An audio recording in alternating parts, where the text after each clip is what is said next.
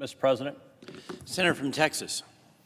Mr. President, this week, Majority Leader Chuck Schumer is bringing up the failed border bill that the Senate already rejected in February, all in a political ploy to give vulnerable Democrat senators up for re-election camouflage to hide their real views on the border.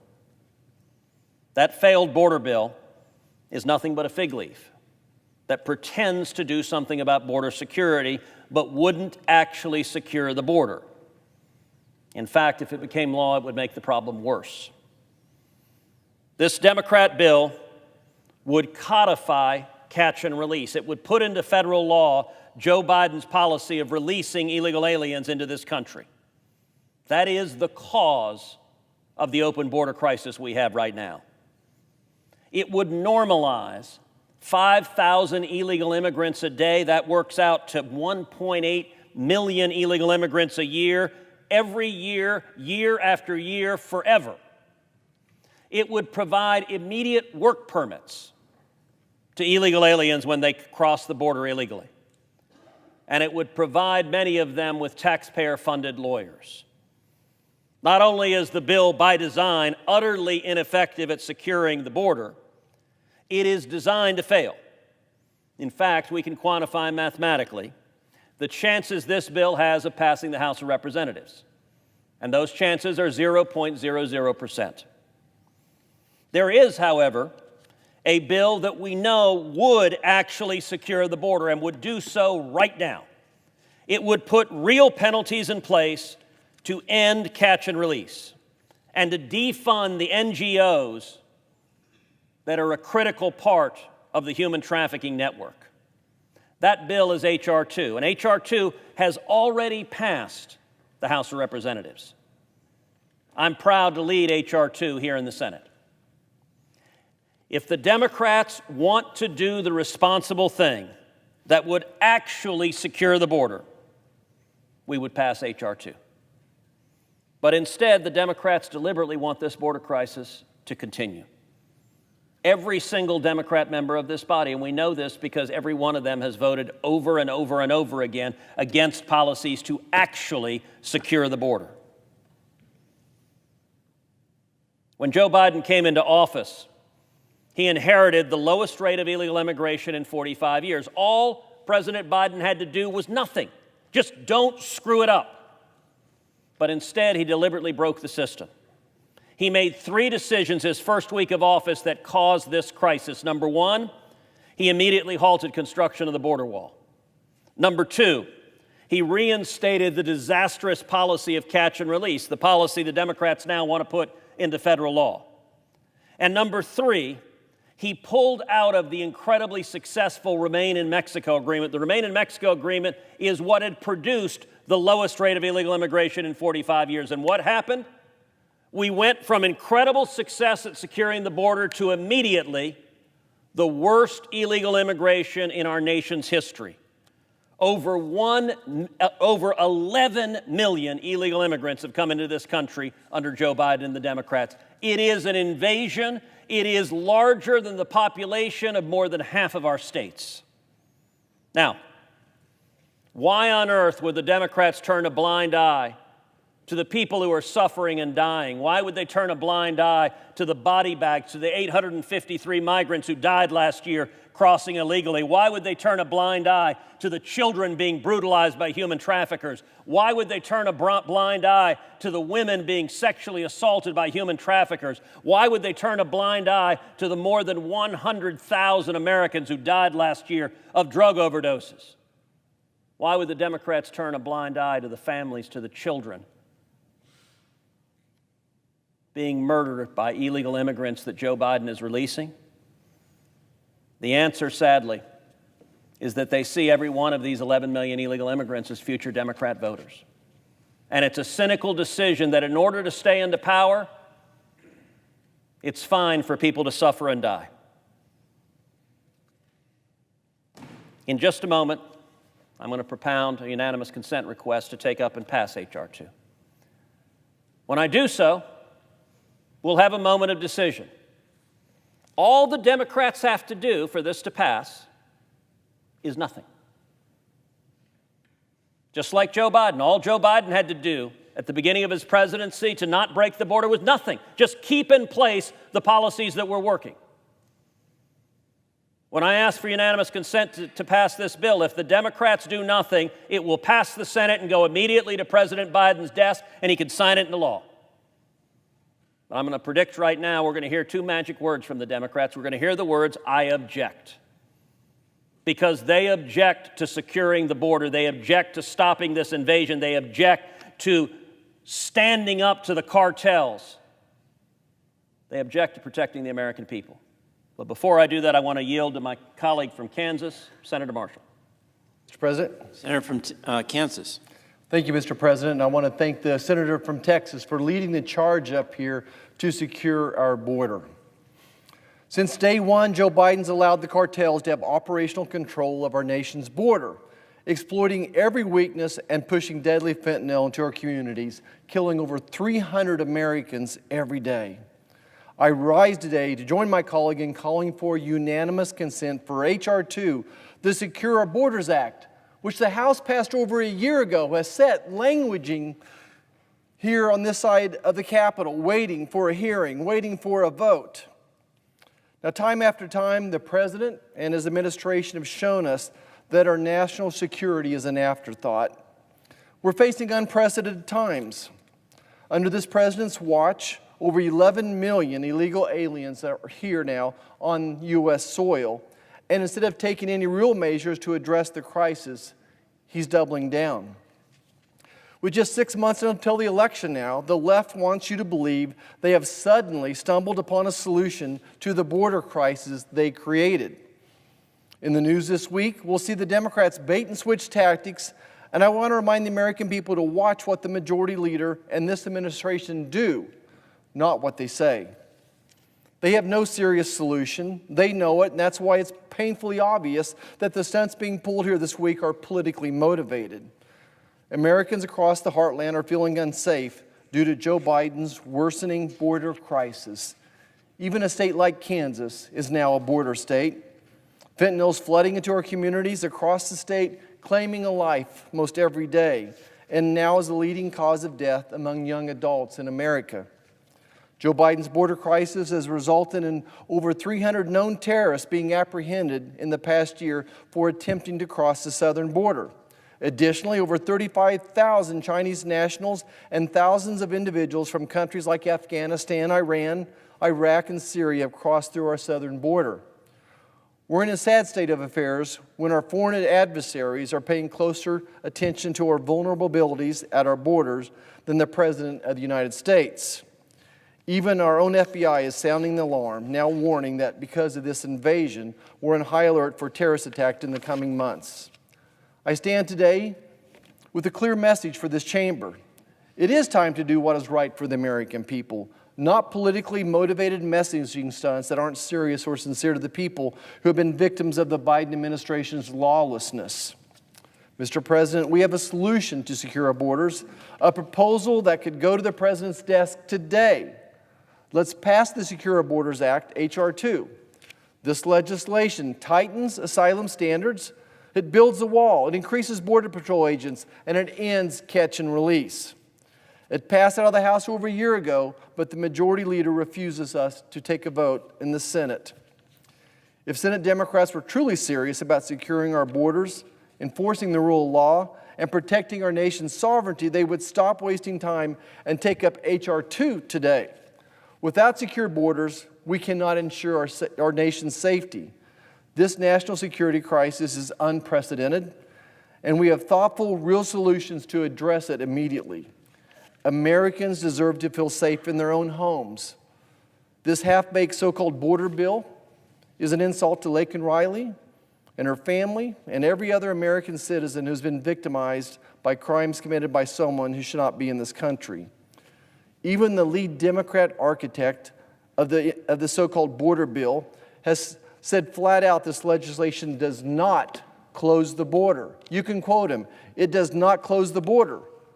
That's all the American people need to hear to see how fast and loose the Democrat Party is willing to play with our national security. This is a campaign stunt for the candidates you have in battleground states who are on political life support, and no grandstanding in Washington this week will change that fact. I'd like to yield back to the senator from Texas. Senator from Texas. Mr. President, now is the moment when we will discover whether or not the Senate will pass real and strong legislation to secure the border. Again, all the Democrats have to do to send H.R. 2 to the President's desk to be able to be signed today is nothing. And so let's listen for those magic words. The two magic words that would kill this bill are "I object." Let's hear if that's what the Democrats have to say. Mr. President, I ask unanimous consent that the Senate proceed to the immediate consideration of calendar number 71, H.R. 2. The bill be considered read a third time and passed, and that the motion to reconsider be considered made and laid upon the table. Is there objection? Reserving the right to object. Is it Majority Whip? And now for the rest of the story. Last October, President Biden had a major piece of legislation that provided assistance to Ukraine in its battle against Vladimir Putin, provided assistance to Israel, assistance to Taiwan, and a massive amount of humanitarian aid. It was bipartisan, we thought. And then the Republicans, particularly in the Senate, stepped up and said, we're not going to consider any bill like that unless you attach something to deal with our border security. Well, we said, how are we going to achieve that? They gave us a formula that they wanted. They wanted to have their lead negotiator, the Senate Republicans did, one of our colleagues, Senator James Lankford of Oklahoma. James Lankford is a certified conservative. I'm sure he'd be happy to be called that, and a person I respect a great deal. He is a man of principle, and he was in charge of negotiating on the Republican side. So they asked us, who do you want Democrats to negotiate with? We said Chris Murphy of Connecticut and Kyrsten Sinema, an independent Democrat from Arizona. The three of them went to work in October of last year, and they worked on this for weeks, months, went back and forth, and it looked many times like it was hopeless. We couldn't reach an agreement. And lo and behold, they did. They came up with a bill that massively changed the way we manage the border. And they brought it to the White House, and they said to Joe Biden, in this bipartisan bill, will you support it? And he said, I will. So we had a perfect formula, a bipartisan bill in a Congress with a Democratic Senate and a Republican House, and a President of the United States who says, I'll sign it. So what happened next? That's the best part. They went and asked the Republicans, many of the Republicans didn't take yes for an answer because we had this bipartisan bill, the architect being the Republican senator of their choice. They decided to ask one man whether they should go forward. Want to guess who it was? Donald Trump. Donald Trump said, no, I'm sorry, I don't want to see this issue go away. I want to be able to work on this issue as part of my presidential campaign in the year 2024. So I'm telling you right now, stop that bill, stop that bipartisan bill, don't vote for it. And he said, and if you want to know, you can blame me. Go ahead and blame me for stopping that bill. That's what he said, that's a quote, it's on the record, I saw him say it. And in fact, most of the Republicans, except for a handful on the other side of the aisle, then decided that the Lankford bipartisan bill was no longer acceptable because Trump said it was unacceptable. And that's what happened. And so that bill died and didn't go forward. And unfortunately, we know the reality, as I mentioned earlier, any immigration bill that has a ghost of a chance needs to be bipartisan. This bill would prohibit funding for processing individuals who arrive at our border between ports of entry. Think about that. The bill would prohibit funding for processing individuals who arrive at our border between ports of entry. This would prevent Border Patrol agents from executing their duties and essentially create an open border in between ports of entry. This bill would also dramatically limit the use of parole programs that the Biden administration and prior administrations, Republicans and Democrats, have relied on for emergencies. I'm proud to represent the city of Chicago. There's a section of that city called Ukrainian Village. It's near North. I've been there many times, been to their churches, been to their schools, been to their bakeries, as you can tell. I really like that section of Chicago, and a lot of Ukrainian Americans live there. When we decided to help the refugees from the Ukrainian war under President Biden and others, We said that we would give them an opportunity to come to the safety of the United States while the war was pending. In the city of Chicago, we estimate that 36,000 Ukrainians came to Chicago. We basically said to them, if you can find a family to sponsor you, we'll give you a work permit, and you can stay here while the conflict continues in your country.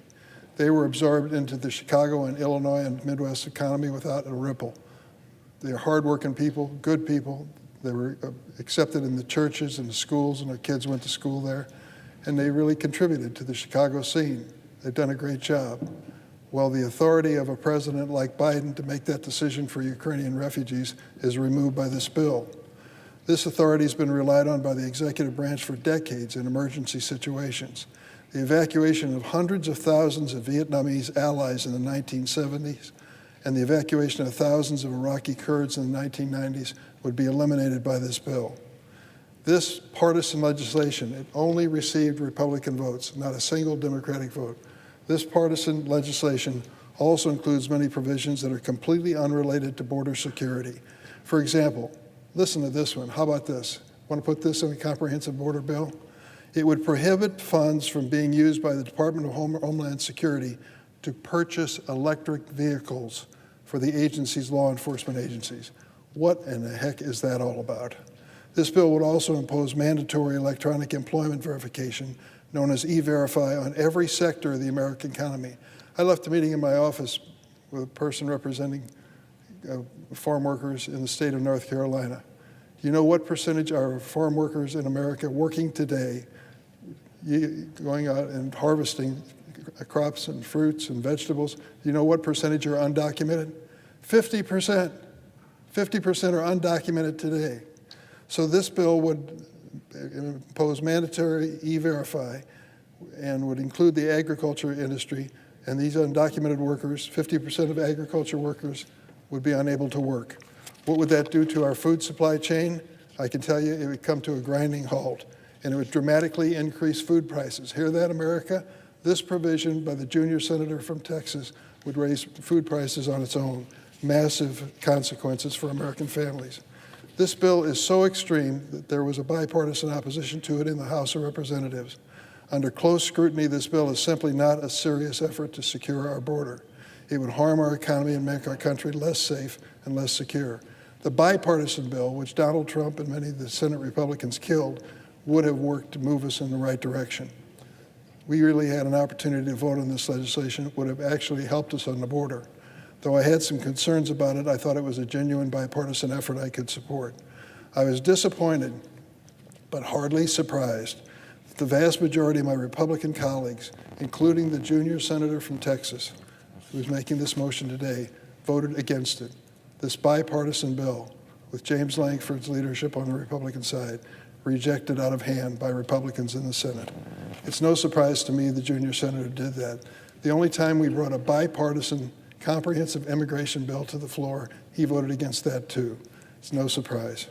This bill, written by the Senate Republicans' designated negotiator, Senator Lankford of Oklahoma, endorsed by the National Border Patrol Council, the union that represents Border Patrol agents. The Speaker of the House declared it dead on arrival in the House before the text was even released. We can only fix our broken immigration system if we do it on a bipartisan basis. Nobody gets their way around here. You have to work for compromise. It is clear that the House Republicans are unwilling to help secure the border under those terms. Instead, they want to maintain the crisis at the border to help score political points for their favorite candidate for president. Instead of a symbolic and failed effort to pass bipartisan bills that won't actually address challenges, let's work together on a bipartisan basis. Let's start with the Lankford bill. That's what the opportunity will be on the floor. If you want to change it, let's amend it. But for goodness sakes, let's start with the bill that we agreed was going to be the starting point not that long ago before Donald Trump made his pronouncement. One that supports our frontline law enforcement officials, addresses the needs of the economy, provides a path to citizenship for dreamers and immigrant farm workers, and lives up to our nation's legacy of providing safe harbor to refugees fleeing for their lives. The American people are tired of partisan bickering over immigration. They want us to work together to secure our border, support our economy, and stand by America's fundamental principles. Proudly, I object. Objection is heard. Mr. President. Senator from Texas. Well, I'd like to say I'm surprised, but I'm not.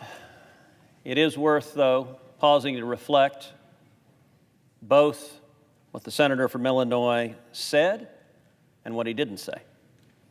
What he didn't say, he didn't dispute the point I made about this Democrat bill they're having a show vote on later this week. He didn't dispute that this bill codifies catch and release, that it puts into federal statute Joe Biden's lawless practice of releasing illegal immigrants when they're apprehended. He didn't dispute that.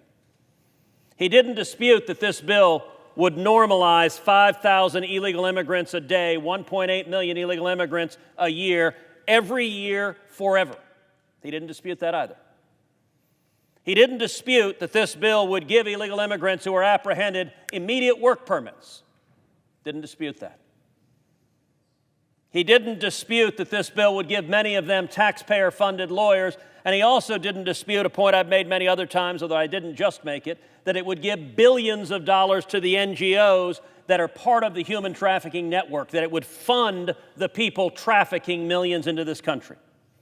He didn't dispute any of that. Instead, he said the standard Democrat line, which is Trump, Trump, Trump. Trump is the bad guy. It's all Trump's fault. And I get in Democrat circles, Trump is the boogeyman. But there's a simple fact. When Donald Trump was in the White House and when he was actually working to secure the border, we had the lowest rate of illegal immigration in 45 years. When Joe Biden and the Democrats are in charge, we have the highest rate of illegal immigration in American history. That is a fact. And all the political smoke and mirrors from the Democrats can't hide that fact. But there's also interesting what he did say. He gave these epic words about Chicago welcoming immigrants. And he's right. Our country was built by legal immigrants, by people following the law, coming here the right way. My father came as an immigrant from Cuba. There is a right way to come following the rules. I found it striking, though, that when he was saying how much Chicago loves illegal immigrants, that he somehow omitted that the mayor of Chicago has declared an emergency because of the crisis of illegal immigrants flooding into the city of Chicago. Illegal immigrants taking resources from the residents of Chicago, being housed in Chicago O'Hare Airport. We're seeing illegal immigrants in places like New York City being put in public schools and throwing Americans out of their facilities. The mayor of New York City, again a liberal Democrat, like the mayor of Chicago, has said illegal immigration is a crisis that is destroying New York City. And yet, Senator Durbin told us, in essence, the Democrats are the party of open borders. He said, farm workers, we can't get anyone to work on the farm unless we have those open borders. Apparently, in the Democrats' view, Americans are lazy and don't want to work, and the only way to grow our food is to open our borders to a full-on invasion. And listen, if some people have to die, if people have to get murdered by criminals and gangbangers released by Democrats day after day after day, that's an acceptable price to the Democrats. Because if you listen to his criticism of H.R. 2, you know what he said? Well, the people who are here illegally, they wouldn't be able to work. My God, it would stop illegal immigration. That is his objection. That is the Democrats' objection. They object to this bill because it would do what they say they want to do. And the truth is they don't want to do that. Joe Biden could secure the border today. He broke the border by unilateral action. Nothing prevents him from reversing those three decisions, from ending catch and release today. He won't do it. He doesn't want to do it. And every Democrat in this chamber supports those open border policies. I'm going to close by observing the very real victims of the Democrats' open border policies. There are some Democrat policies that are victimless. This is not one of them. We've heard a lot about Laken Riley, but it's worth reflecting on what exactly happened with her. Because the murderer that murdered her came from Venezuela illegally. And we caught him. We had him. He was apprehended in El Paso, Texas. All Joe Biden had to do was follow the law. If he'd followed the law, what would he have done with an illegal immigrant from Venezuela? He would have put him on a plane and flown him back. But he didn't do that because Joe Biden and the Democrats have decided they want open borders. Instead, they released this illegal immigrant. They let him go. Now, what did he do? He went to New York City, and we caught him again. He committed another crime. This time, he endangered the safety of a child.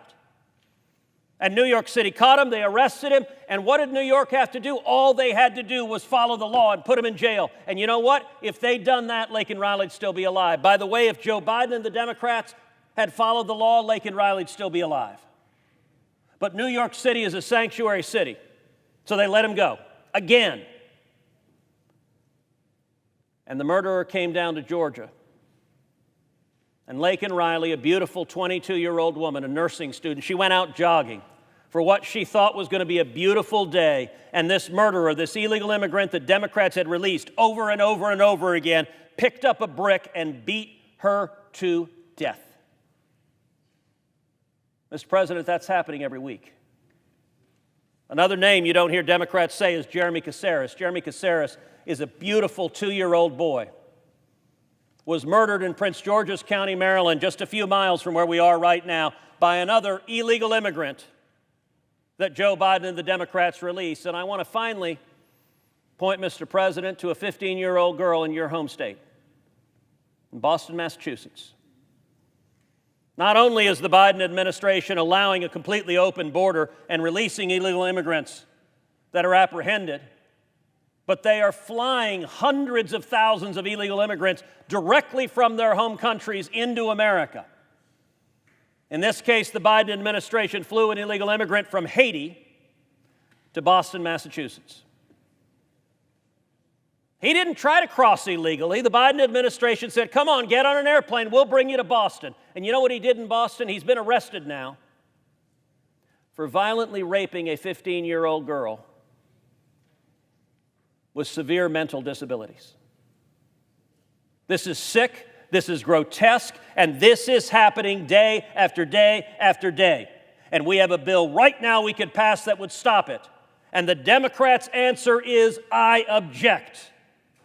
And another American is going to be killed next week, and the week after, and the week after, and the Democrats, all in the name of power, are perfectly fine with it. The good news is an election is coming.